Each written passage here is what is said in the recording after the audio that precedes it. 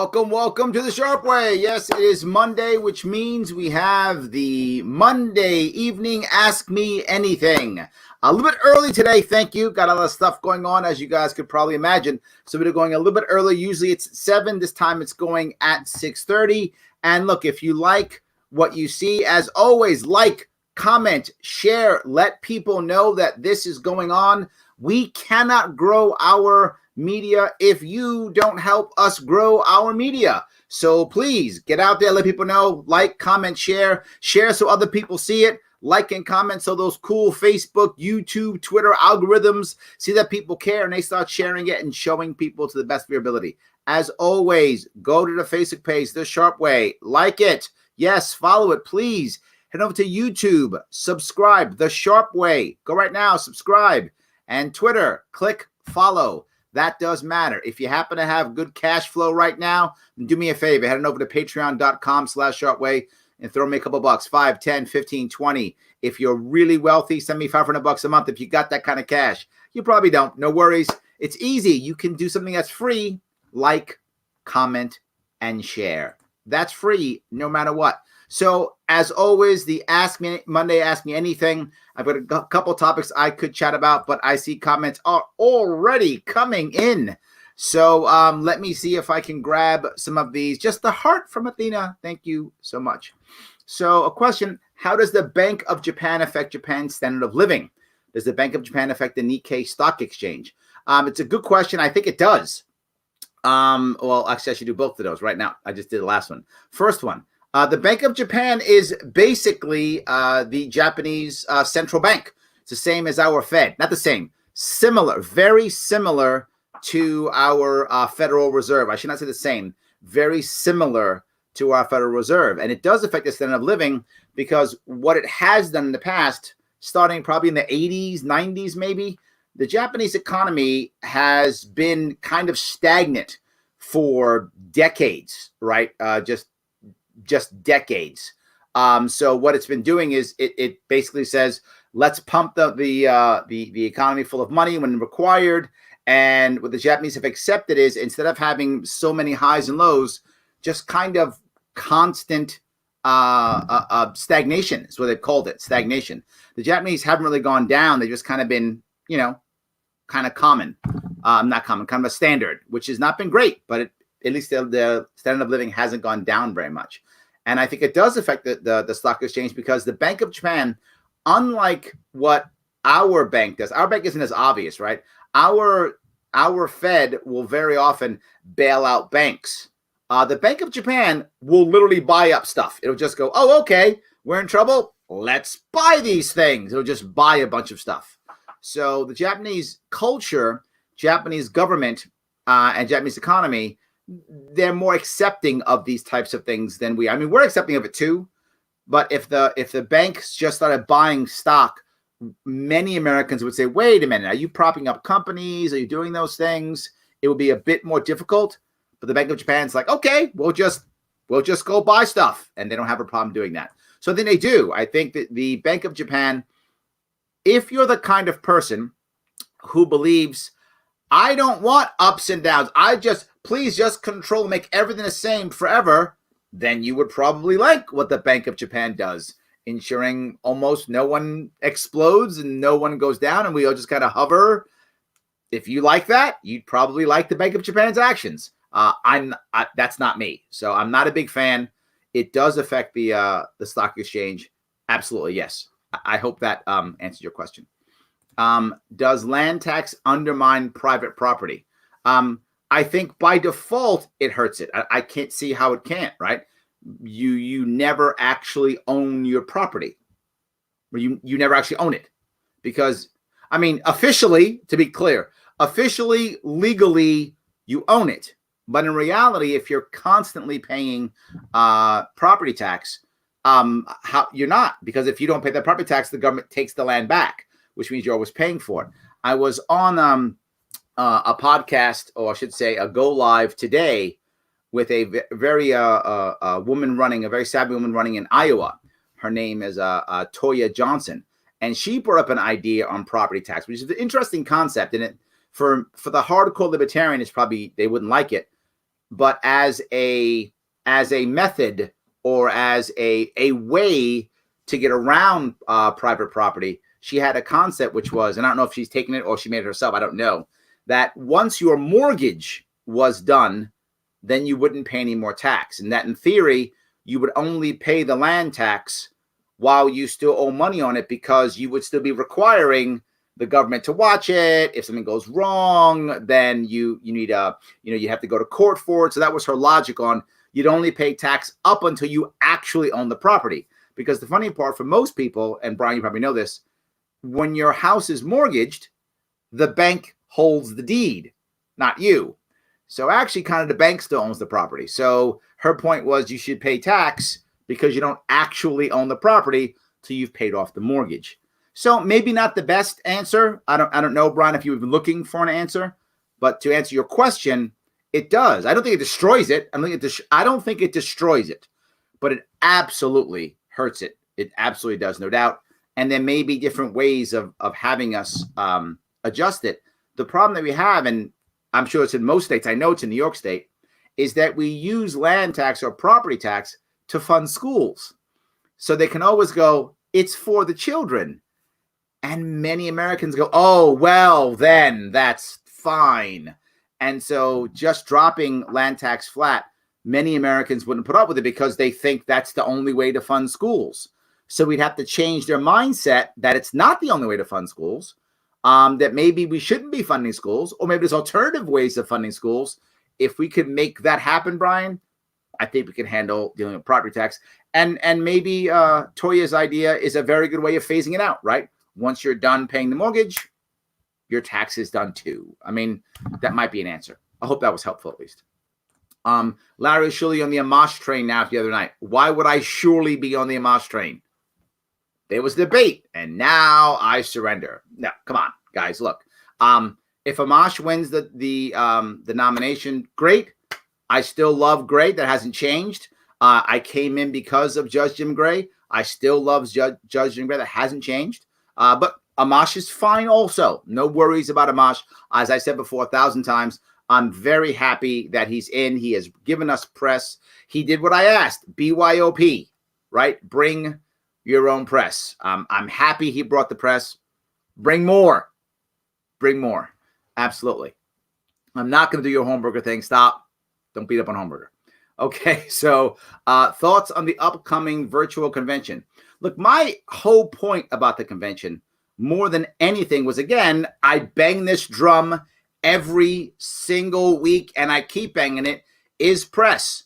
If we're going to do anything virtual, we have to have something at one point in person, whether that's the month after, 3 months after, 8 months. I don't care. There needs to be some time whenever we open up, as soon as we can, when we get together, so that press can show up. Now, whether, obviously, I think they've decided already we're going to do the president and VP electronically. Not the end of the world. Would I have preferred it to be in person? Of course. I think most of us would have preferred that. I think most would have. But it's fine, whatever. As long as, and this critical piece, as long as there is another meeting at a later date that says we're here, we do some kind of ceremony, maybe have speakers, not just business, so that our nominees can show up, so that press can show up. And press is going to be so critical these days, George. So, would I have preferred in person? I would have preferred it. Of course, I think most of us would have preferred it, but I'm realistic. And for many people, it wasn't available, and it's fine. My only issue is there must be at one point some type of in-person event so that we can take advantage of the press. I hope that was clear, George. All right. Now, are you open to being VP with Justin and also Joe Jorgensen as a nominee? I don't know about Joe. I love Joe. She's amazing and savvy. I had it on my show before. My worry is, will she be able to pull the backing that a Justin Amash would pull, right? I don't know if she would. Amash and Gray, I think, have the biggest chances of getting press and moving forward and getting backing and people behind us to move forward. If I thought Joe could do that, I'd be open to it. If I thought Joe could do that, I don't see that now, but that may change, right? So I'm open to the idea of Joe. I haven't said yes or no to that at all. Of course, I want the judge, and I would be with the judge. Obviously, Amash brings the press clear. Obviously, of course, I would do it for Amash and for the judge. Joe, I don't know. It would depend if I thought that she would be able to achieve that same thing. If I believe that at the time, I would. And you might say, Larry, why would I do that? Am I doing the I won't support the nominee? No, to be clear, I will support the nominee no matter who it is. Irrelevant of who, regardless of who it is, I will support that nominee. I'll help campaign for them. I'll help raise money for them, and I'll vote for them, regardless of who it is. But will I take, and this is a selfish piece, I guess, but I'm just being realistic. Am I going to take 6 months out of my life and start bugging all of you for money again and for time and energy again and start raising everything all over again if I don't think there'll be impact? No, it's not worth me asking you and doing donor burnout and doing volunteer burnout if I don't think there's going to be enough impact.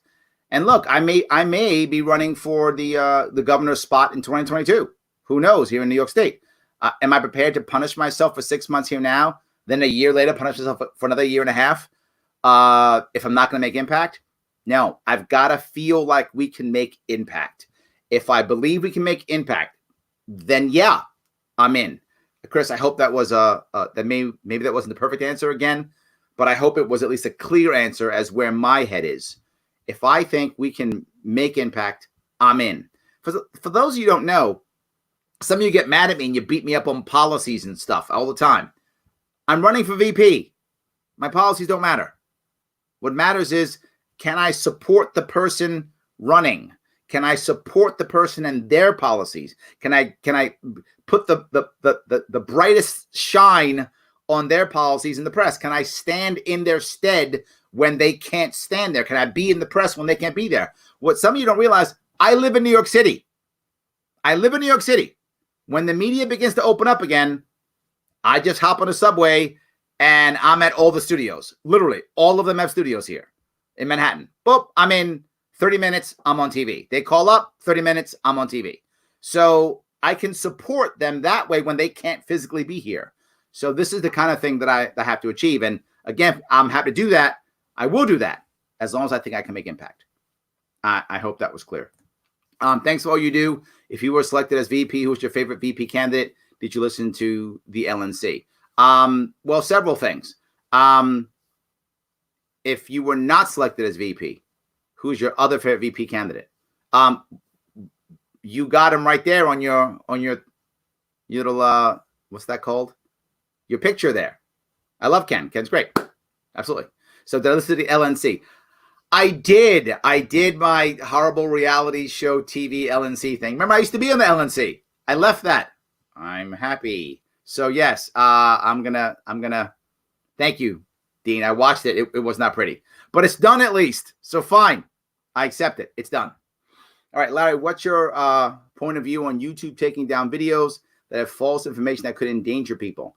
I'm assuming believer in freedom of speech, but with the new social media platforms, usually not always correlated to how much attention they should get. Here's the issue with this, Robert. It can become difficult. And the reason why it's difficult is a social reason. What do I mean by that? The largest search engine in the world is Google. The second largest search engine in the world is YouTube, owned by Google. They're kind of becoming monopolies. So we have to worry that is an issue. It's a concern, right? Do we start considering them monopolies? It's a problem, right? I definitely see that problem there. However, with that in mind, it still is private, and they do have a right to take stuff down. They do. So let me give you my legal issue versus what I think is right. Legally, I think they have a right to say they don't want certain speech on their platform. They do. It's their property. We're agreeing to do it. Should they? And this is a should. No. They shouldn't be doing any information, removing any information, unless it is literally obvious that it is hurting someone. And I mean, like someone says, take a knife and stick it in your eye. Okay, take that one off. Okay, got it. If it's obviously going to hurt people, yes. But because you think that right now it might be hurting people, we're pulling it down? stuff that we thought hurt people years ago was good for them, and thus things we thought was good for people years ago is bad for them. If it's obviously going to hurt people, I get it, and they should. If it's not, they shouldn't. However, legally, they can. The issue here is if we don't like it, we've got to be able to show them that we're not going to go to YouTube anymore, or we're going to punish them somehow. The consumers have the power here, right? We've too often just accepted that they have the power. So, and they actually don't. So, do you think certain libertarians are using the abortion issue as a football like the D's and R's do? Of course. Look, there's a reason why so many people are don't make any actual attempt to fix the abortion issue, to codify it at all states, or to try to end it, or to come up with a good compromise, because it is a great wedge issue. It really is. I can't stand that it's a wedge issue. I'd like to solve the problem, but I think many people do. So yes, libertarians do. Libertarians are just like, any other political party. They'll yell, it's only pro-choice. Every pro-lifer is no good in the LP. That's not true. There's an argument for pro-life in the LP. I get that there is an argument for it. But the reality of it is, if you are pro-life, the LP's pro-choice. The platform's pro-choice. That's true. And so what? Lots of people don't believe every aspect of the platform, and you don't have to. If you're less than 80% of the platform, you probably are in the wrong party if you're less than 80%. But I go back to my 80-20 rule. If you're at least 80% on a platform, I'm good. I'm good. That's me. I don't speak for any other libertarian. I speak for myself. So in my view, if you're 80%, good enough. We're in. Move on. But yes, people use it all the time. I try to avoid it because I think it is a political football. But yeah, I think we're guilty as the rest. So BOJ is being stocks. I think you mean buying stocks. Yes, it is. Yes, and you did repeat that. Yes, it is absolutely buying stocks. It's true. The Bank of Japan does buy stocks. It's something that it does. Absolutely. Again, the Japanese economy, the Japanese culture is much more open to that type of action by their central bank. And they know they have a central bank, and the Japanese are okay with it. They don't mind it. They're totally okay with it. I lived in Japan for several years. I still have a Japanese driver's license, believe it or not. And they're totally fine with it. Americans don't know we have a central bank. If you ask the average American, what do you think about a central bank? Most will go, what's a central bank? And then those who know what a central bank is, they'll go, we don't have one. We don't need one. We have the Fed. Way different. That's what they'll say. So, yeah, it's a different way of looking at things, Robert. All right. How do you feel about emerging as a near universal choice for Veep? To be forward, I'm not that surprised. I ran 4 years ago and almost won. So my assumption was I would come out as the front runner, was my assumption, because of what I had done 4 years ago, right? Most people, if they're still delegates from last time 4 years ago, remember that I ran and I tried to beat Bill Weld and almost beat Bill Weld. I lost by 32 votes. Not that I'm counting, just 32 votes. Just a number. Anyway, so yes, they remember that, and many of them regret that, and they want to right that wrong. So I think, well, what I think is a wrong. Obviously, others don't think it was a wrong, but I think it was a wrong. They want to right what I think is a wrong. So of course, I thought I would be the front runner.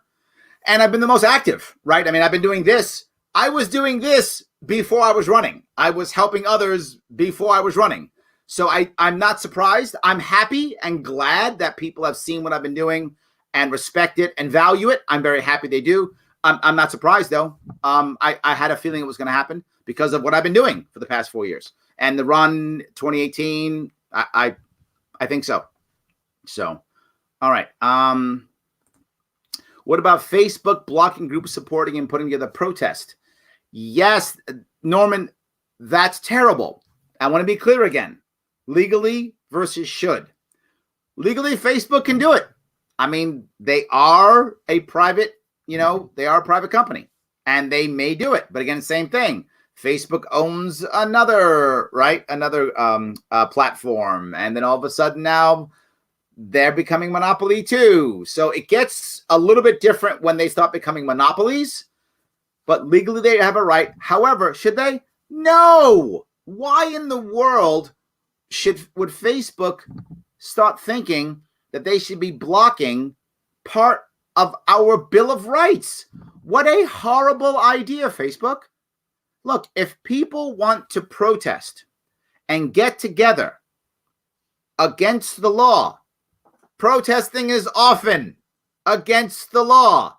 That's kind of what protesting is. That's how it works. And it can be dangerous. Yeah, that's kind of how protesting works. That's what happens.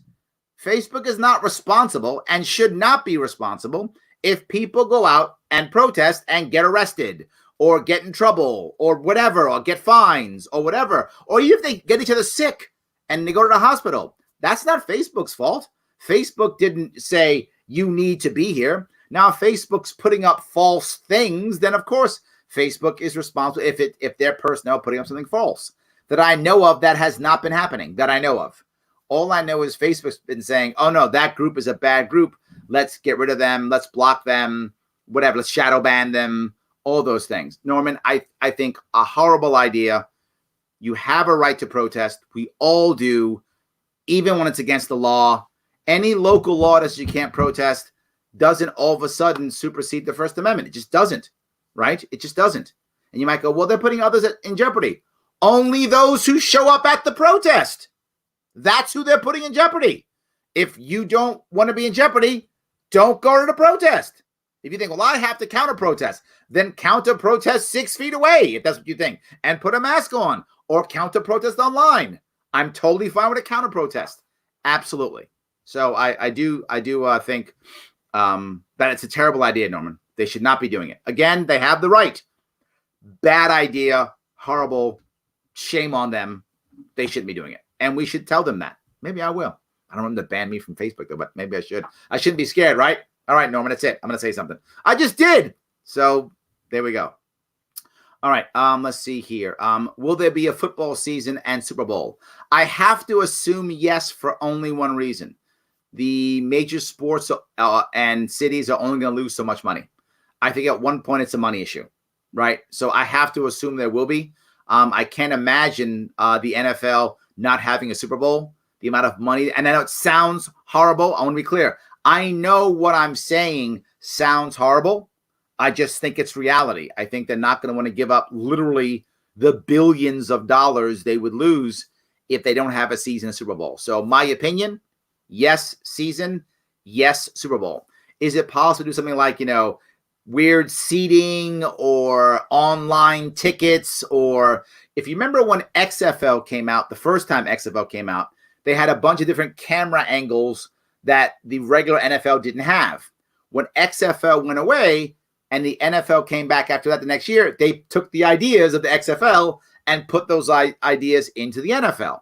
I think a similar thing will happen, Peter. The NFL will have something like, maybe games that don't have many people in the stands, but special, spend $3 or $10 or whatever it is and get the special pass to have the camera that's inside the helmet of the running back or something, or they'll do something, I think, like that to make up the revenue.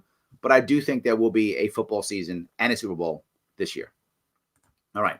Well, the Fed is now doing that more than ever and is buying stuff now. I know they have to because they've lowered interest rates so low, William, that they don't have a choice, right? There's nothing else they can do, right? They've given money to the cronies. They're eventually going to do some form of UBI and just start writing more and more checks to the people. The only other thing they can do now is buy stuff. That's it. So they're just doing the ultimate in kicking the can down the road. So that we're going to go into more and more debt. By the time this year is over, we're going to be over $30 trillion in debt. No doubt. Over $30 trillion in debt. So, hold on. My favorite is Armstrong and yourself. I have with either way. Will be a virtual session and suppose that the LNC. Yes, you're right, Dean. I like Armstrong. I do. But I like Spike too. I had Spike on my show. I had Ken on my show. I like them both. I definitely like them both. But of course, I prefer myself. Sorry, Dean. You got the wrong name on your picture. Your picture should be Larry Sharpe for vice president. Wrong one. Still love you. So, all right. what's your position on vaping and some regulation to make sure the vape juice isn't dangerous? Why? Okay, I guess I haven't been clear on this. Let people vape. The only dangerous vape juice has been black market vape juice. We don't require any of the regulations. What we need to do is make it easier for people to buy the stuff in stores. Then they won't go on the black market and the stuff won't be dangerous. It literally is that simple. We make it so expensive and we tax so much in the vape shop that people now go to the black market. And when they go to the black market, they get the dangerous stuff and that's how they die. So instead, let's make it easier for people to buy the vape products they want in a store. Now, to be clear, I don't vape. Not my thing. I don't vape. However, not my body. Not my body. I don't get to decide whether you get to vape or not. You do. I don't get to decide if anyone else gets to vape or not. They do. So make it easier to purchase the products in stores, and you will have less people getting hurt because the dangerous stuff is not in the stores. Dangerous stuff is in the black market. So there's no captions I can't follow. Okay, don't know what that means, but good for you. I guess our captions popping up on Facebook, they sometimes do. Yes. Yes, Larry, taxes smash individual property values and therefore stifling economic liberty. Yeah, I think we were talking specifically about property taxes versus other taxes. But of course, right, the more you tax, the less money people have to actually start, spending. I mean, that's really the thing, right? You want people to be spending more and more and more. So of course, right, in the best case scenario, you want to have low taxes and lots of commerce so that most of your tax is, or I shouldn't even say tax, most of the revenue being brought in by the government for the government is the equivalent of usage fees, right? It's some way you choose to use this or that, and in some way you then pay for this or that. That's the best case scenario that we can, closest we can get to when it comes to revenue for the government. So I agree, right? All right. I'm glad we're here too, Missy. Thank you for being here. Good. All right. Hold on. So how so? They pay for services which might actually make your land more valuable. Good schools help property values as an example. They might. It depends. There are other ways of funding schools, right? If you the problem that you have with this is if you, and what we're doing now in most places I know, if you fund schools through property tax heavily or only, right, one of the two, heavily or only, then what winds up happening is the best school districts are always in the wealthiest neighborhoods. You're by default giving the poorer neighborhoods a weaker, a lower chance at having a good school system. I don't want that, right? There are other ways. If you actually just gave a flat fee from the state government to each local school district and said, you have how many kids? Here's your money, done. Then you could raise that money through something else. You could raise that money through leasing naming rights on infrastructure. You could do that on providing value to the school itself. Maybe getting you could sponsor the books that the schools use for the state or something like that. You could raise money other ways to get that large education fund to pay all of the school districts, and you would not have to rely so heavily on property tax. It's possible. No one's doing that now. But you asked, how could you do it? You could, absolutely. In which case, if you actually had lower taxes on your land would actually be more valuable.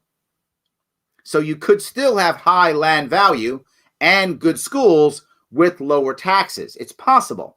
We're not doing that at all, Robert. So I can't give you an example of that because no one's done that. But it could be done. I mean, you can say the logic could work. And you know what? If I'm wrong, let's try it. The current system is failing and sucks. So let's try mine. And if mine fails, it'll be bad too. But if mine's good or we can learn from it, we can have something much better. So I don't know. Judge Gray seems to be doing well. Thank you. Yes, I like Judge. I like Judge very much. Hi, Larry. All right. Hold on. The only statement more dangerous than hello, I'm from the government and I'm here to help is we need to do X for the children. Yeah, anytime it's for the I actually don't mind that as long as that becomes voluntary. And there's the issue. Validating taking money forcibly isn't because for the children, right? It's not okay if I say, William, I got a gun. Give me your wallet. Don't worry. I'm giving it to kids. Just give me all your money. Stop being mad, William. I know I'm robbing you, but I'm giving your wallet to the kids. So stop being a jerk about it. That's not okay. But if I said, hey, William, may I have some money? It's for the children. And you go, you know what? Yeah, I love kids. Here's money. No worries. So again, as long as it's voluntary, I'm fine. Give all your money to the children. If you want to, it's your money. Enjoy. All right. When someone new wants to run for office on the Libertarian Party, does the LP have a standard set of tools for the candidates, i.e. websites, social media usage, donation methods, etc., or is it left to the candidate to figure out on their own? The latter. It's left to the candidate. And parts of that I'm actually okay with. Parts of it I'm not. I think we can be better at that, right? I do want candidates to be able to raise money on their own and to build a staff on their own. If you're a candidate and you can't build a staff, how the hell are you going to be an administrator or an executive or legislative if you can't build a staff? You can't. You're going to be crappy at it. You fail. Build a staff. You have to. That's the way it works. And then what if you win? And you know what? We're starting to win now. So what happens when you win? And now you don't have staff. How are you going to staff your office? Republicans, Democrats only? What are you thinking? So if you can't build a team, shame on you. Don't run. Number two, you got to raise money. You can't raise money? Shame on you. Don't run. That's it. You're not doing me a favor from running. You're not helping me out by running. Run because you can make impact in your community. Run because you care and you can make impact. If you can make impact, please run. If you just say, I want to fill a spot, don't waste my time. Stop running. You're not doing me any favors. You can stop that right now. So, yes, a part I do want them to do on their own, but all those other things you mentioned, the support structure, website, all those things, I do wish LPs are better. And some state affiliates are better. Some aren't. We are really still growing on that, Matthew. We're really not as good as we could. We have a lot of work to do there. So, all right. Your thoughts on, you guys want me to beat up Hornberger today? This is like the third question on Hornberger. I keep on saying this. Leave Hornberger alone. Just leave him alone. It's fine. Leave him alone. Leave Hornberger alone. That's it. Let's not beat these guys up. I know. I saw the debates. He was a tad aggressive. Yes, but fine. I'm sure he sees the writing on the wall that he's no longer the front runner and he's doing what he feels is, or his team feels. I'm assuming him, but perhaps his team too in some combination. He is assuming that this is the right move for him to move back to the top. Good luck to you, Jacob. That's at Dean. I'm not going to beat him up. Stop. All right. Marshall, thank you. I'm glad you're a supporter. Good. Judge Jim Gray. Okay. What do you think of the Trace Act? Look, I think that I'm going to go right back to what you'll hear me say often on a Trace piece. Should people who are ill or sick be traced? They should, which doesn't mean they shall. They should. And if the government just told people this and would use perhaps a private company or would give you other options or another app you could purchase or something like that, or an app that would come with ads or whatever, I think most people would. I believe that, Paul. I think most people would voluntarily allow themselves to be traced. People already are putting chips in their hands and arms on their from their jobs. That's already happening. People are voluntarily giving stuff up all the time. I voluntarily give my information up when I go on Facebook. We do it all the time, Paul. I think this act, this idea of tracing people is a terrible idea. It is a bad idea. We shouldn't do it at all. We should simply let people choose to. And I really believe most people will. They tend to. They're doing it in Sweden. Most will do it. Most will voluntarily say, look, give them some incentive. Hey, if you do it, you get a free I don't know, cell phone or something. I'm making that up. I don't know what it is. Right? We'll pay 2 months of your cell phone bill if you do it, or whatever. There's a million ways you could find a voluntary way to get people to go, you know what, fine, trace me. If people volunteer, they volunteer. And people don't want to, they don't want to.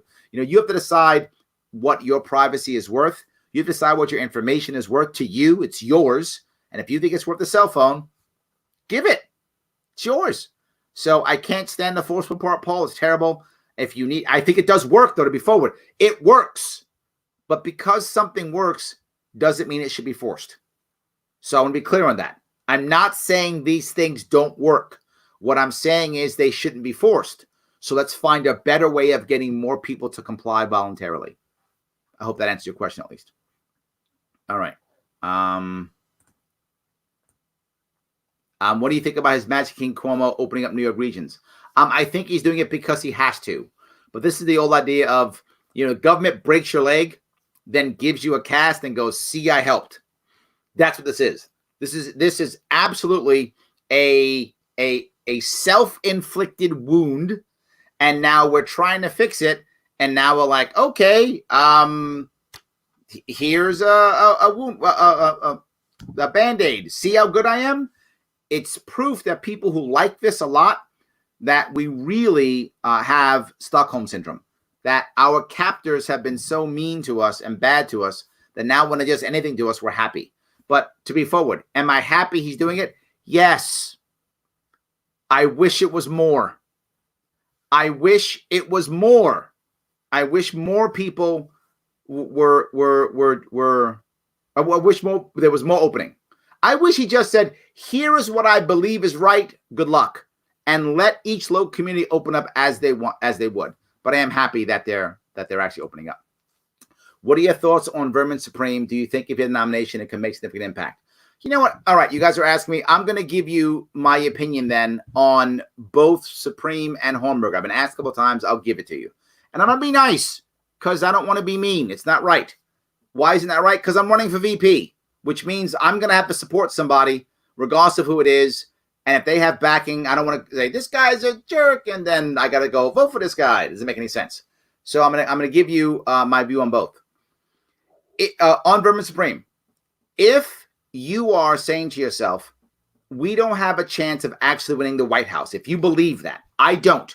But if you believe that and you think the best we can get is maybe 5 or 10% or something like that to achieve ballot access for most of our states and or matching funds if the presidential nominee of next time wants to take them, if you believe that, Vermin is a fine choice. He might get 5%. He is popular. People will probably want to see him on TV because of the boot thing. And he's funny. I mean, and those of you may have watched him. Not in debates, he's not that funny. He's kind of in debates. But if you've ever seen him and been with him and interacted with him, he's actually very funny and very smart. And for those of you who haven't met him, if you've met him, you know what I mean. He's very funny, very smart. So he's personable. It's great. So if he might get 5%. The issue is he's not going to win a state. That's not going to happen. I don't see that at all. I don't see because again, his demographic is a younger demographic. Statistically, they don't vote. Older people statistically vote. Is he the guy who's going to draw them all out? Maybe. Bernie didn't. You didn't see a huge turnout in youngsters this time with Bernie. I don't know if he can. My gut says he can't pull them out. I could be wrong. It's possible. But is he going to win a state when he'll get very, very few people over 60? No, I don't see it. So I think winning a state with Vermin is out of the question. And I think because of that, getting the White House is out of the question with Vermin. But again, if you're someone who thinks we're not going to get there anyway and that's not realistic, Vermin's a fine choice. The question would be is, do you think the damage that he will do with the older group, more conservative people who vote, will it be outweighed by the youth that he will bring in? I'm unsure of that, and I'm scared of that, to be forward with you. I don't have an answer. There's no way I can know if the gain will outweigh the loss, but there will be gain with the youth. That's true, and with the more progressive types of young, no question with Vermin, there will be gain there, and there will be some loss with some of the older folks who think, that's not serious, he's not wearing a jacket, and whatever, right? They're not going to get the joke. They're going to be turned off. you have to ask yourself, do you think that a percentage is high enough for a victory for us? And two, do you believe the gains that we'll get in the youth will make up for the losses that we'll take in seniors?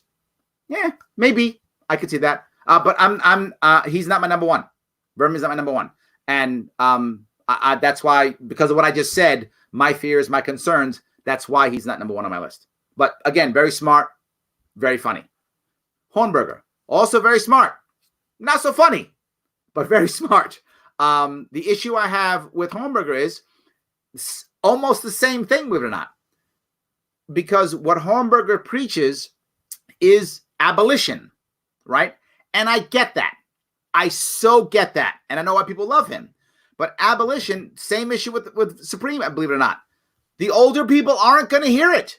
The second you tell the people, I'm going to abolish Social Security, 60 and above, people say, what? That's my money.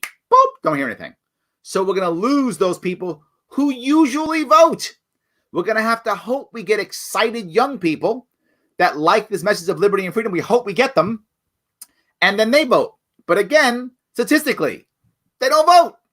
So the odds of us getting the White House with Hornberger are zero, like they are with Vermin. We're not going to get the White House, and because we're not going to get a state. So Hornberger cannot win a state. Neither can Vermin Supreme. If you're saying we want to get 5%, again, like Supreme, is it possible we could? Possible. But all the people who are incrementalists, and the vast majority of America is incrementalist, 90% or more are incrementalists. Only early adopters are going to want to go full abolish. And that's just a fact of the market for decades. That's just how it works, right? Only early adopters would even consider an abolishment mentality. That's it. And so that's all we can possibly get. So as we'll gain those, the losses we'll have in the incrementalists in the country, there's a trade-off. Again, in my view, I don't want the trade-off. And I want to try to get the White House if I can. I want to try to get a state if I can. I don't think we can get it with either Hornberger or Vermin Supreme. Can we get 5% with either? Yeah, I think a higher chance with Vermin Supreme, a higher chance of getting 5% with Vermin Supreme than Hornberger. But I think both we could get. It's possible. They're both good candidates for that. But for the eye on the prize, I don't believe that either of them can get it. That's my view. You can disagree. I get it. If they're your guys, go on. Also depends upon what you want from this election. If we go with getting press, I think we want to try to get a lot of press if we can and get impact. And I want to win a state, and I want to have a shot at winning multiple states and maybe getting a White House. I'm going to try. I hope that answers your question. I went long, I know, but I just hope I answered your question. So, all right. Do you think all candidates should get together and have a beer? Sure. I like that. Yes. Good. All right. Use duckduckgo.com for searching. There we go. See, I love it. Matt, see, you have a plan. That's what I'm talking about, Matthew. Thank you. DuckDuckGo. And we are on. Yes. The answer very reasonable. 100% monopoly issue. Yeah. I think we're getting there, Robert. We're getting towards that issue, right? I think we are going that issue. Should the federal government be allowed to put U.S. citizens in the racial category groups? I'm going to give you a theoretical answer and a practical answer, both. Because you used the word should. Should. No, of course not. The government shouldn't do that, right? We should all be Americans. But we have a culture of that from day one. From day one. We literally decided who to vote is going to be white, not Native American, not black, males, females. We've been doing this. We have a culture of this from before we were born. We have a racial culture. We have a legacy of state-sponsored segregation, state-sponsored racial terror for hundreds of years. So should? No. Now we kind of have to? Yes. It's our culture. It's who we are, right? You know how many times I don't get called the libertarian candidate or libertarian activist? I get called the African-American libertarian candidate. Yeah, all the time. So I get what you're saying. Shouldn't? Yeah. Are we gonna? Do we need to because of our culture? Yes, because it's who we are. It's just who we are. Do I need to have coffee when I wake up? No, but I'm going to because I've been doing it for years. It's in my culture. So we're going to. But I'm assuming I get your point. You're saying that we shouldn't be divvying each other up and dividing each other. I agree. We shouldn't. And that's the should piece. But we're going to. And we have to begin to work and change our culture to where that's no longer a thing. And the problem is, in America specifically, in many countries, but specifically in America, we haven't dealt with our racial ethnic issues well enough for us to go, oh, okay, we're good. We haven't done that yet. When we're able to do that, we can then move on. All right. Would you consider 1 to 2 campaign stops in Virginia? I don't know, Charles. I'd love to give you that answer. I want to do a lot of stops everywhere. Those of you who know me, I have been all over the country. I've been to 65 different conventions, either state or local, in the last 4 years. So I am out and about a lot. So I want to. But again, I'm running for VP. I don't have a separate campaign. I mean, theoretically now I have one. I don't have to campaign much. As you people already said, I'm kind of already a front runner right now. I hope I can win this damn thing. I'd be disappointed if I couldn't. I don't have much of a campaign now, but I will be part of whoever the nominee is. So I'll be following their lead, showing up when they can't show up, going where they need me to go. I'm running for support staff, so I can't really give you that answer. All right. See if I can find this even. I like that should question, by the way. That was very good. All righty. You can never win with abortion. I think it's kind of true, but I try to be open. I try to give my opinion when people ask. I try to. Absolutely. All right. See if I can give a couple. You mentioned donations. I have automatic deduction taken out of my account monthly. Should I continue? For whom? I'm assuming you're saying for me. Yes. If you're supporting me, please keep supporting me. Absolutely. And here's the reason why I want you to keep supporting me. You can support me one of two ways. I'm going to be very clear on where the support goes for those of you who want to support me. If you want to support me, meaning Larry Sharpe, so I can survive, that's the Sharpe Way. This is my place. Head over to my Patreon account. It's patreon.com/Sharpe Way.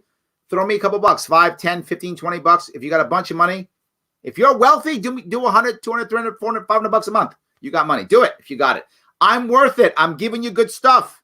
So do it, right? You want me to keep buying this stuff and making cool stuff? It's cost money. Let's do it. But I also travel with it. When I travel to the things I do with also. But there's also LarrySharpe.com. That still is officially for what I do when I do my New York traveling for supporting candidates here in New York State. When I travel for my gubernatorial campaign, that's LarrySharpe.com/donate. A lot of you still supporting me. Please don't stop. I'll be using those funds to literally cross New York State again. You saw me do it before, did it last year. Once this opens up, I will do it again. If I can do it as a current VP candidate, I will do it this year. If that's not feasible, I will do it next year as the former VP and gubernatorial candidate across New York again.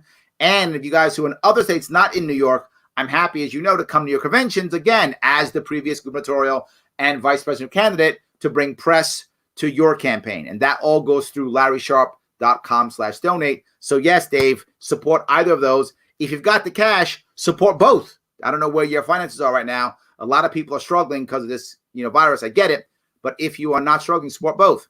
If you want to support the VP candidacy, again, right now, you can go to graysharpe.com and donate, graysharpe2020.com and donate. And that will help the judge move his campaign forward. And I'm on his campaign now. So please, I hope that answers your question. Yes, go ahead. All right.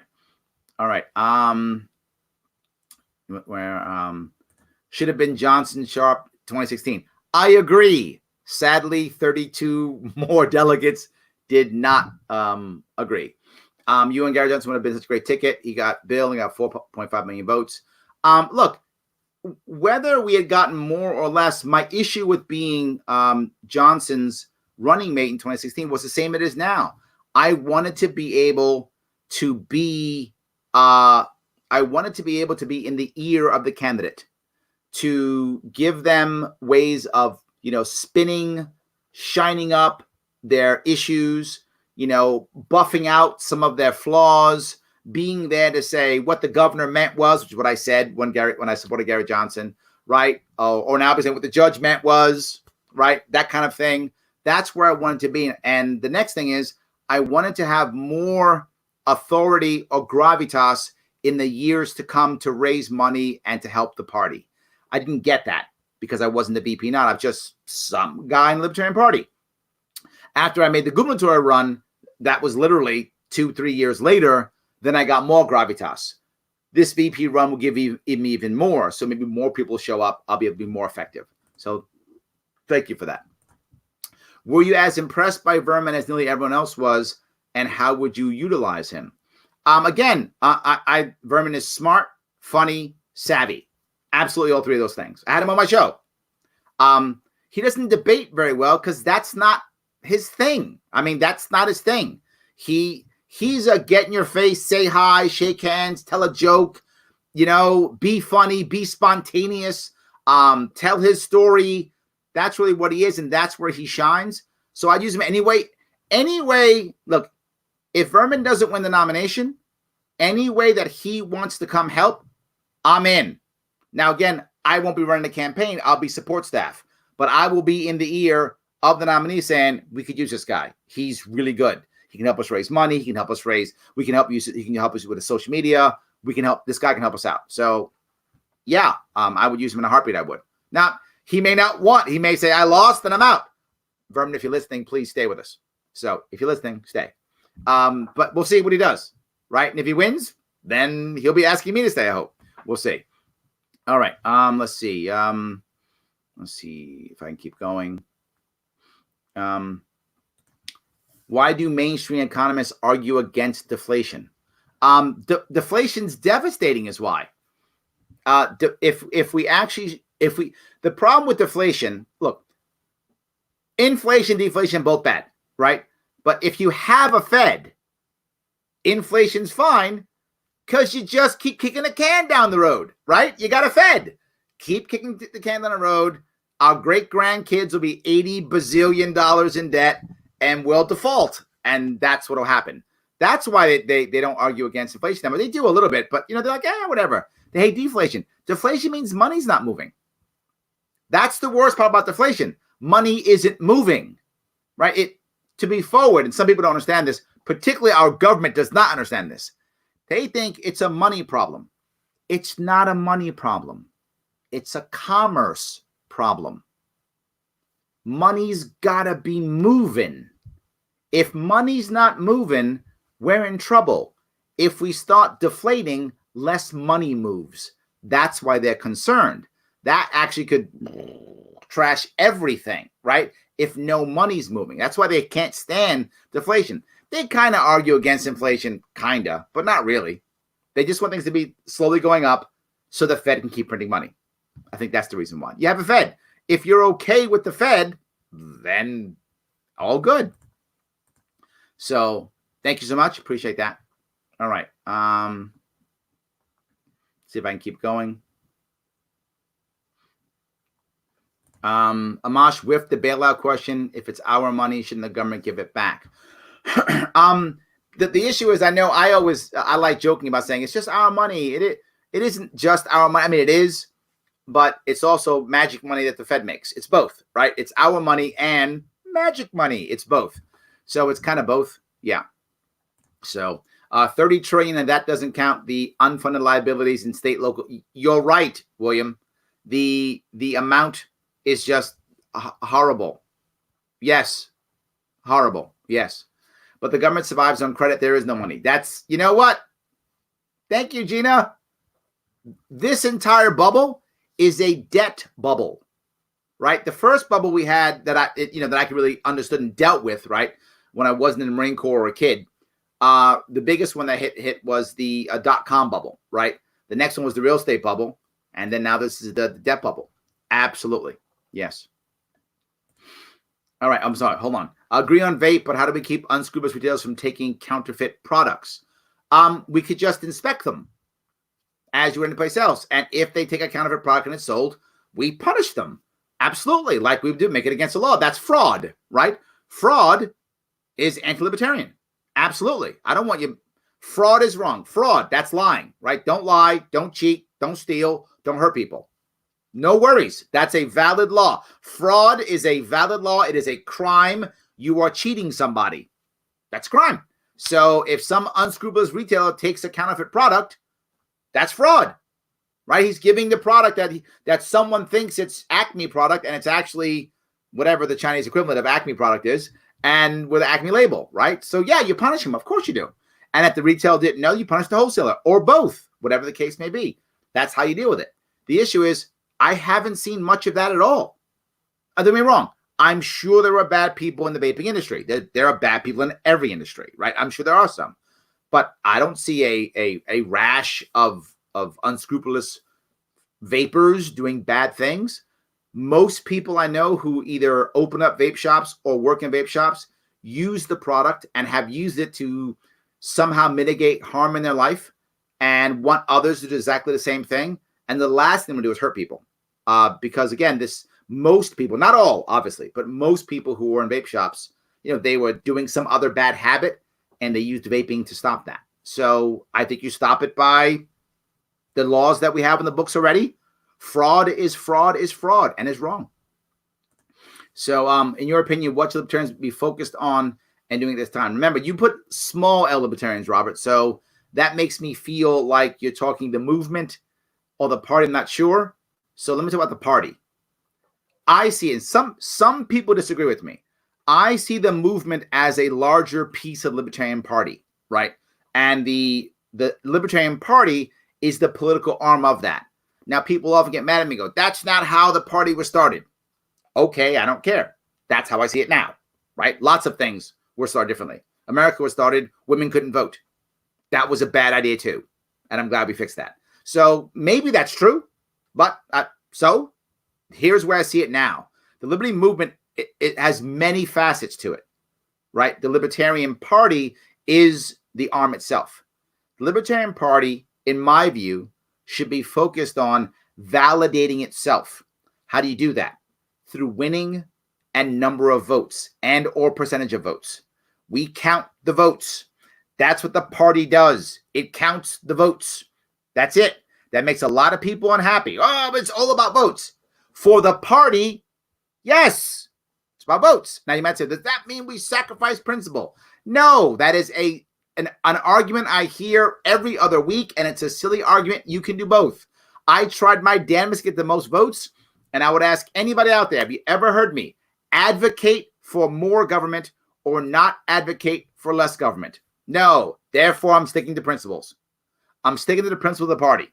I am. 80-20 rule, I'm in. And that's my rule, 80-20. So sometimes I'm not on the platform. True. Even when I'm not on the platform, I am still never advocating for more government or not advocating for less government, even when I'm not on platform. So I think you absolutely can stay on principle and count votes. And that is the challenge that we have in the Libertarian Party. It's a challenge. So we've got to do that. How do we get votes? We got to help change culture, which is part of the rest of the movement. The rest of the movement is helping us to change culture. They're the ones who are writing books. They're the ones who are out there protesting. They're the ones who are out there being activists. They're the ones doing stunt activism. They're the ones out there, making a podcast. They're the ones out there doing all that stuff. That's all part of the movement. They're the ones pushing ballot access. They're the ones putting referendums and ballot initiatives, right? And they're all of those, all important. And they're also those who are actually governing. So I think all of that matters. But the party counts votes. How do we do that? I think both on the top of the ticket and bottom of the ticket. Top of the ticket gets the most press. Bottom of the ticket has the best chance of victory. The top of the ticket has to support bottom of the ticket so that it can win, right? Do I want us to win the presidency? Of course I do. Absolutely yes. I just understand the odds are slim. I get that. The odds are slim. It's got to be like 3 lightning strikes in the same spot. And a lot of that is just going to be, how does the COVID thing happen? How does it affect? How does this crisis affect the people and the media? Don't know. I'm hoping we're lucky. Somebody wins the lottery. I hope it's us. But regardless of that, if we get enough press, we got to bring it down. And those of you who saw me in 2016, how many times when I was in the press did I mention somebody else? Right? When I was in the press, I'd mention, oh, yeah, it's not just about Gary Johnson. It's also about Alex Merced, who's running for Senate, right? Lily Tang, who's running in Colorado, right? I was saying these things. Dan Reel, who's running in Connecticut. I was saying other people. I still remember the names. I was saying other people's names of people who were running in other states. I was mentioning them in down ticket. And then when I ran for governor, I didn't do much of that, hardly at all when I was running. But the next year after I was done, that's all I did. Press conference, talk about people, go online. And you see me recently, these last, 3 months? I've been having people on my show all the time, local candidates, giving them press, showing them what I can do, because we don't have any other press. We only have this. So I think we've got to focus on press for the top of the ticket to push down to the bottom of the ticket so we can start winning locally and then eventually moving those up. I know I went long, but I often go long. I hope that helps. Larry, New York is now a Democratic monopoly and there's no democracy. What can we do to win back our freedom realistically? Vote gold, Jeffrey. Turn New York gold. Even we turn just one county gold, that will scare them all. We can absolutely do it. Absolutely do it. All right. How do you square being pro-choice abortion? Don't know what that means. Please rephrase that if you would. I hope I get to it. I'm packed on question, but try to. I don't know what that means. Okay. Could you see a state succeed in the next decade or two? A couple of governors and a politician walk up the line with the rhetoric.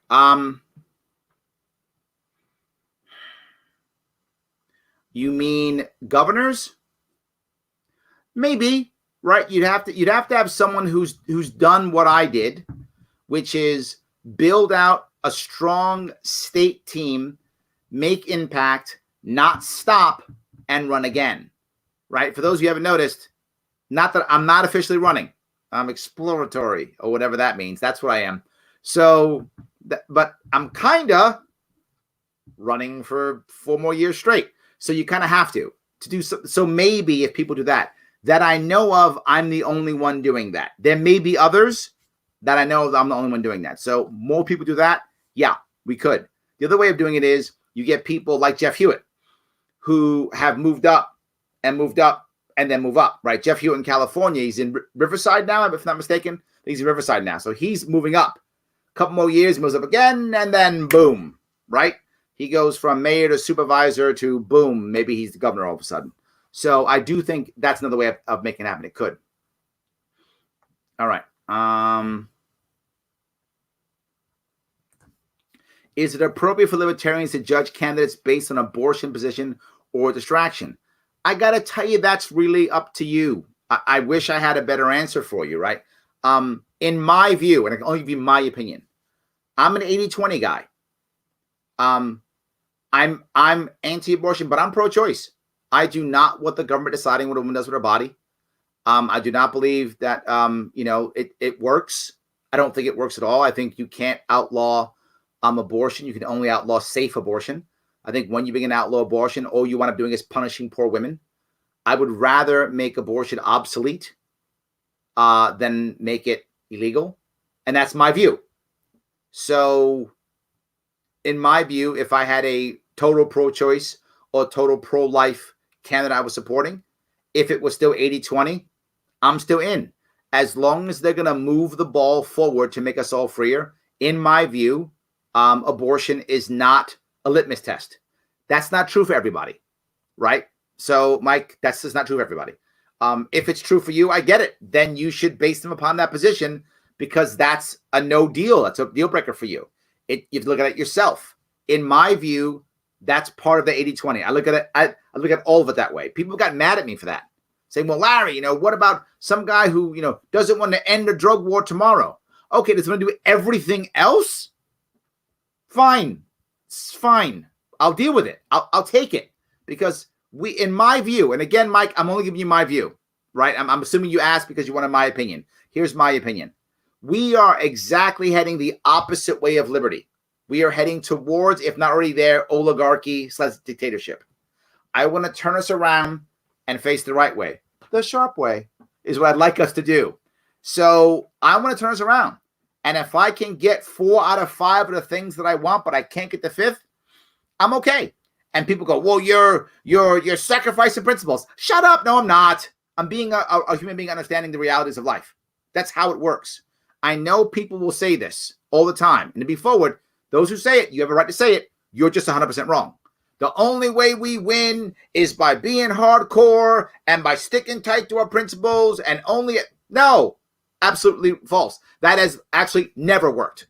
To be clear, one exception, with violence. If you're prepared to use violence, that totally works. I'm not. If you're not prepared to use violence, then you have to be radical enough that you make change, familiar enough that the population accepts it and will look at it and go, oh, okay, that works. All right. And then you move forward.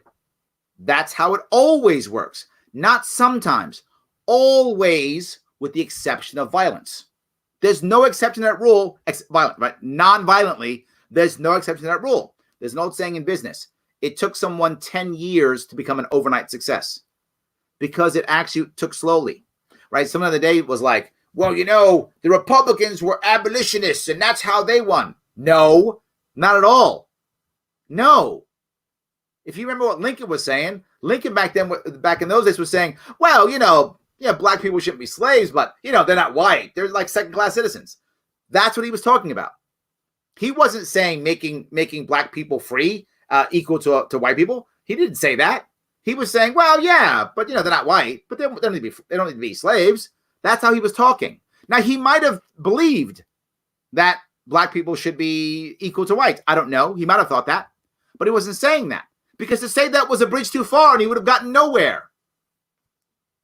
So, yeah, even Lincoln, even the abolitionist was realizing you had to be at least close. They're going to vote. We're not going to say they're going to vote. I mean, come on, they are, going to vote.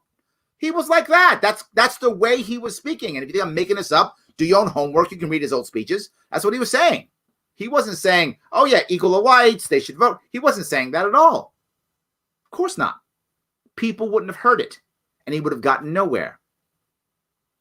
Of course, eventually he took violence anyway. But he would have gotten nowhere. He wouldn't have got elected even. So, yeah. All right. I hope I answered your question at least. It's up to you, Mike. I don't think in the liberty movement that abortion should be a litmus test, but that's my opinion. It might be for some. All right. How intensive is it to run for Congress? Running is very hard, Corey. Very hard. I think I'll give you my opinion on running, period. Right? Period, how to run. Can you accept that you will run a campaign with one hand tied behind your back? It will be completely unfair and you will have no recourse whatsoever. I'm not joking. The press will be unfair to you. Everyone will be unfair to you, and you will have no recourse whatsoever. Number one. Number two, can you get stabbed in the back by your own party, people who are supposed to be on your side, and when you get stabbed, pull that knife out and go, finish your property, here you go. Can you do that?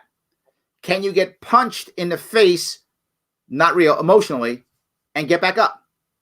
If you're saying yes to those things, all right, we're starting to rock and roll, because this is what I guarantee you. It will be unfair. You will get punched in the face, and someone will backstab you. Anyone who's run knows that. That's why so many people leave, because they get backstabbed. They can't believe it and leave the party. All those things will happen to you, Corey, guarantee. That's how it works. I'm not mad at it. I just accept it as true. Know it's going to happen and deal with it, or don't run. Can you build a team? Can you raise money? Can you put at least minimum, if it's a local office, at least 3 full days equivalent into campaigning every week, whether that's weekends or nights, at least.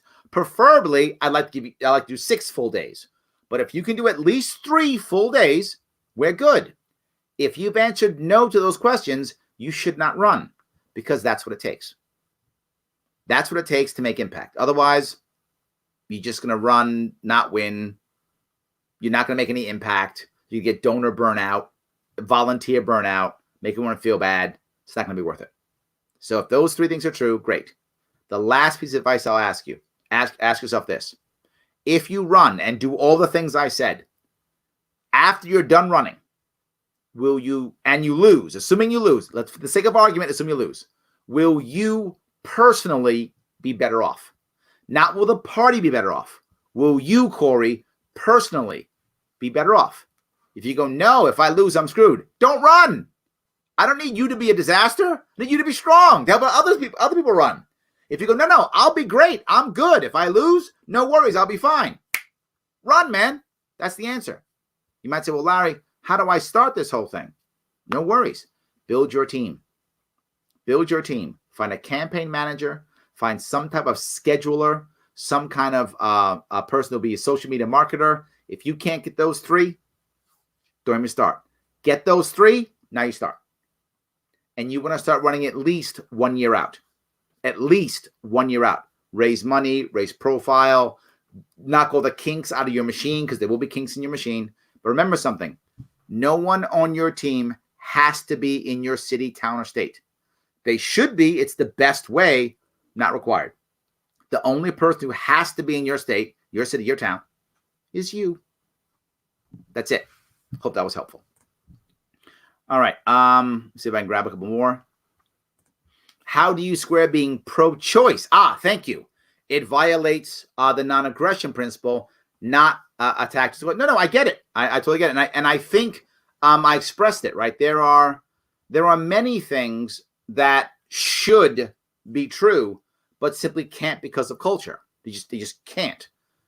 If I were all of a sudden to say, oh, I have to be pro-life because it violates the NAP. If I were to say that, then what I'm actually doing because of our culture is I'm saying I would like to punish poor women, number one, because wealthy women will still get abortions anyway, and poor women won't. And I know government can't stop it anyway. So it'll just make sure that I'm hurting women and still be hurting poor women, and I probably won't even lessen the amount of abortions anyway. So I won't get what I want. I will punish poor women.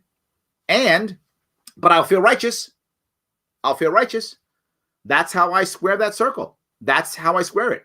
That the actual outcome of being, I'll give another example. Our due process. Our due process in America, if we had real due process, we do sometimes, most of the time we don't. But having due process will ensure that some guilty people will go free. How do you square that circle?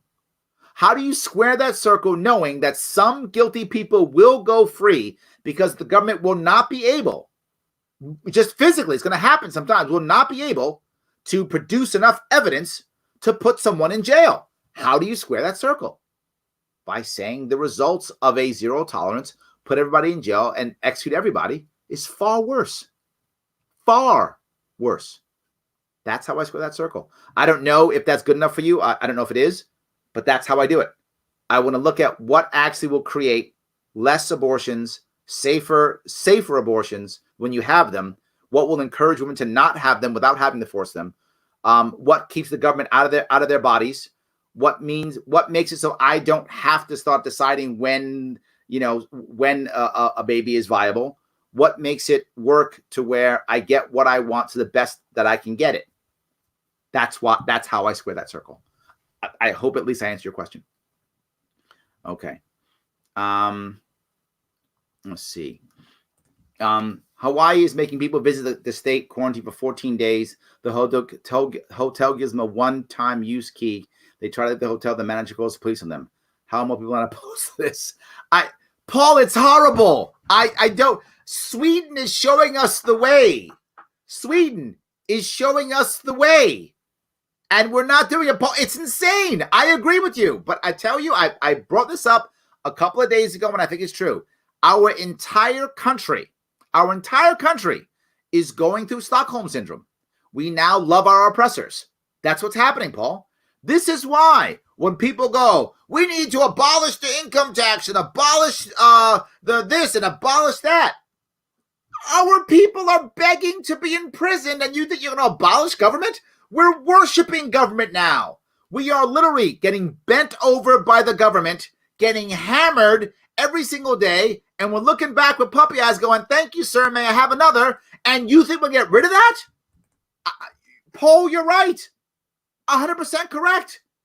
There's no way this country is ready to get rid of government. We clearly, the American people love being oppressed by government. You're right, Paul. Your evidence is clear. What does it mean for us as libertarians? We have a lot of work to do. A lot of work to do. We are nowhere near where we want to be. We've got a lot of work to do. We've got to change some hearts and minds. We've got to make stuff happen. That's what we have to do. All right. What do you think about Bill Gates helping New York State schools? Also, can you see him forcing more vaccines in schools? Look, conceptually, do I like the concept of someone outside helping New York State schools? Conceptually, yes. In this case, no. Can I see him forcing more vaccines? I can see him forcing all types of things. If you heard his interview, and I did it on one of my shows maybe 2 weeks ago, Bill Gates saying the brute force method worked. Bill Gates' word, brute force. He said brute force, and he was not unhappy about it. You think I want that guy helping us? I'll pass. No thanks. And can I see him forcing more vaccines? I can see him forcing whatever he wants. His words, brute force worked. No, thank you, Mr. Gates. Head back to Robinhood or head back to Microsoft or wherever you need to head back to. I'm not in. All right. How you doing, Larry? How can we help you? I have an idea. You want to help out? I got your answer right here. Like, comment, share. Share this everywhere. Like it, comment. That's how we help. Please get this out, let people know this is actually happening to the best of your ability. Like, comment, and share. And if you want to help financially, awesome. Go ahead. You can help it to patreon.com/Sharpe Way. Throw me a couple bucks, 5, 10, 20, 40 bucks. If you're Catherine, if you're wealthy, throw me 100, 250 bucks a month. You got all the bucks. Awesome. If any of you out there are not in a good spot, and I know because of this, a lot of us aren't, I get that. No worries. Like my Facebook page, Sharpe Way, follow my Twitter, and subscribe to my YouTube page, Sharpe Way. That's helpful. Catherine, that's how you help me. Please like, comment, share, connect to all my social media. It matters. If you're in a financial spot, throw me some cash. Otherwise, we're good. Keep doing this. It's working. Yes. Let's see here if I can grab some more. So in the midst of this meat crisis, yes, a meat crisis, I think it's a good time to remind everyone that the modern USDA and FDA regulatory system was started by the jungle, a work of fiction. Is that true? Craig, it's amazing. Okay, someone's got to fact check that. I love that, Craig. Thank you so much. But no, I mean, of course, a meat crisis. Of course, it's a crisis. You can't shut your entire economy down and go, it'll be fine. Just can't do that. Of course, meat, food, everything. What happens when we're short on energy? It's going to be a disaster. Absolutely. Yes. So thank you for that, Craig. All right. Okay. Let's see if I can grab a couple more. You guys are hammering Hornberger. I hope my answer was real. I think the answer was real. All right, Benjamin, here's the real thing about school funding. Obviously, personal spending doesn't correlate directly with good results. So it's for the kids, isn't a good argument for taxes. That's true, right? But I agree that student spending doesn't correlate directly with good results. I agree, but let's make it fairer. And and I think the odds are better, right? If you can be fairer, everyone has better chances, and you get better teachers. So I think it's better, but you're right. It's not perfect. I completely agree. All right. But Larry, I just want a damn haircut. You know what? Me too. Luckily, my wife is not a bad haircut person, and I can just use clippers. I want a better shave, though, right? I'm sorry, guys. I need a better shave. But yeah, I know. But this goes to a very important piece here. All right. An important piece here. What is essential and what isn't? And here is my answer. What is essential is what you and I decide is essential, not what someone else does, right? What you and I decide is essential is If I think going to visit my friend is essential, then it is. If I think not, then it's not. That's how it works. Any job that any of us have that pays our bills, that keeps our kids fed, that keeps us sane, that keeps our relationship working, that's essential. That's it. The concept, this goes back to what Paul said. How in the world are we okay with some governor going, you know what's essential? What I say. And we sat back and let a governor go, you're not essential. You are. You're not. You are. You are. You're not. And we went, okay, I guess I'm not essential. I'll be very forward with you. And I said it off the bat. If I had a restaurant or retail store, I stay open. I don't care what the governor says. I don't care what the Karens say. I don't care what the cops say. I'm open. And I'm taking only cash. And that's it. Because they're going to freeze my account. That's how they work. Government takes bank accounts. Why people don't trust banks. So take only cash. I'm taking cash only. Maybe check. Maybe if I go to check, cash, and joint. If they're still open. Right? So I'm taking checks and cash only. And I'm staying open. When they're going to come by. You're going to come by. We're going to close you up. Great. Close me up. I'll come right back again. Cut the lock. I'm back in again. Open it up again. We'll fine you $500. I'm going bankrupt. I don't care. Find me $1 billion. Find me the entire debt. Find me $30 trillion. It's all the same. I'm not paying it. I don't care what you charge me. 25 gajillion. Is that a word? Whatever. Charge me that. I don't care. Not paying it. I'm going bankrupt. So I'm just going to keep my store open anyway. If it were me and I had a barbershop, I'd give you a haircut, Pete. Just telling you I would. I absolutely would stay open because I'm losing everything anyway. The amount of bankruptcies and closed businesses and destruction and despair this is creating is embarrassing. And if more people would have stayed open, I think we would have been able to get around this by just saying, no, arrest us all. And we couldn't do that because of what Paul said. We're not doing it. You know, we've said it's okay. So yes. Position on trade with China considering the circumstances with COVID and how China's spying on our pharmaceutical industry. That's studying COVID treatments. Your thoughts? Yeah, this is a tougher one. But as a general rule, I don't want to have a war, cold or hot, with China. The problem is we're looking at soon to have a proxy war with China to somehow be righteous and shake our fists. It'll be in sub-Saharan Africa or some island in the South China Sea or something like that. There'll be some kind of proxy war there, but it's not helpful. The answer is transparency with the American people. And I brought this up before. I'll bring up the example I have all the time in New York State with beer, right?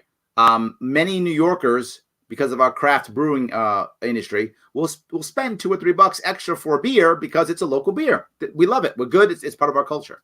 We have to have a culture in America that says we're okay not paying 25 cents for a pack of crayons. You know, we'll pay 50 cents for a pack of crayons if they don't come from China because China has bad policies. The second that we are more transparent on that and we change our culture to where we simply we'll spend the extra 25 cents to punish China by buying something locally or buying an American-made product or even a European-made product, whatever, a non-Chinese product, China will have to act. The best answer is a consumer-driven answer with transparency and realism on how to make that happen.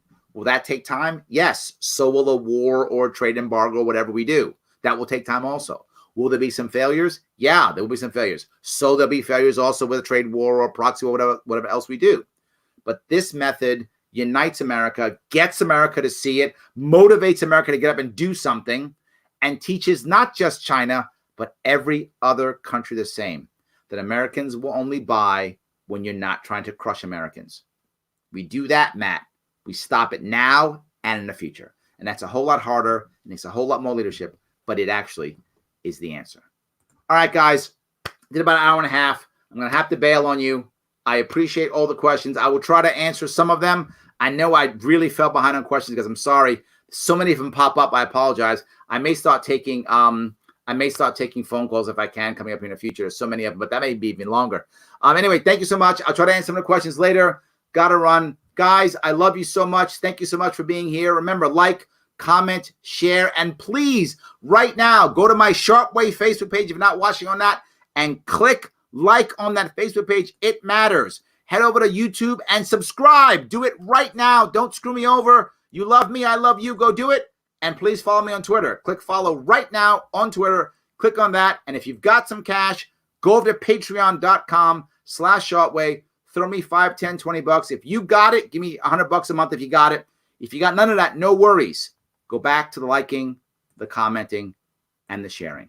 Guys, have a great night. I will see you guys tomorrow.